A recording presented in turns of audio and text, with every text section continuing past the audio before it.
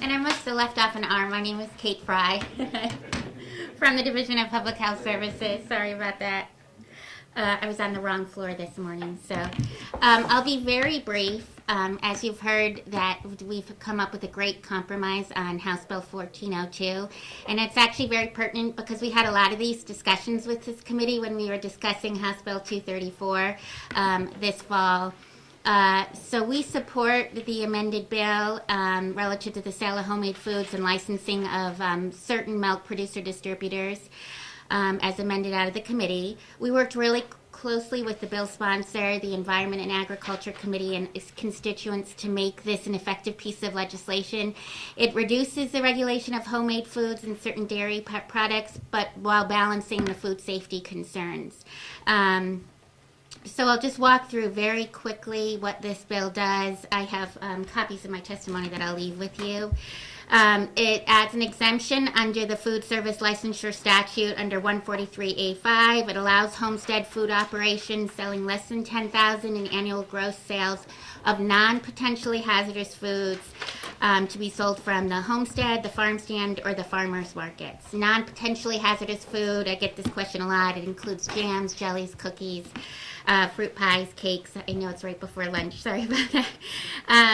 It also requires food operations that exceed the 10,000 limit who wish to sell the non-potentially hazardous food to retail to be licensed under 143A4.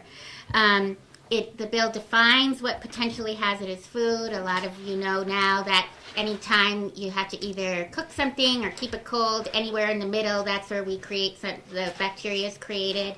So that is well defined in the statute, and as Representative Comeau said, it will be in our rules and it's on our website as well. It also amends the dairy statute to allow the milk producer distributors who produce for sale milk products made from less than 20 gallons of raw milk. Includes now products such as cheese that has to be aged at least 60 days, yogurt, cream, butter, or kefir, and to do so without a license, as long as it's direct sales from the farm stand.